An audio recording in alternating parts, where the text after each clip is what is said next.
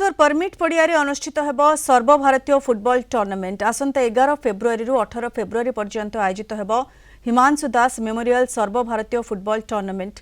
Himanshu Hari foundation पक्षरु एने एक सांबादिक सम्मेलन में सूचना दी जाइछि।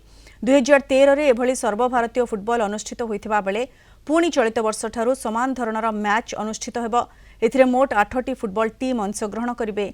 विनर दल को 50,000 और रनर्स अप दल 25,000 टंका आर्थिक राशि प्रदान कराजिबो बोली फाउंडेशन पक्षरु सूचना दी जाइछि। सेबली लेडीज फैंसी मैच पई 2टी महिला दल अंशग्रहण करिवे।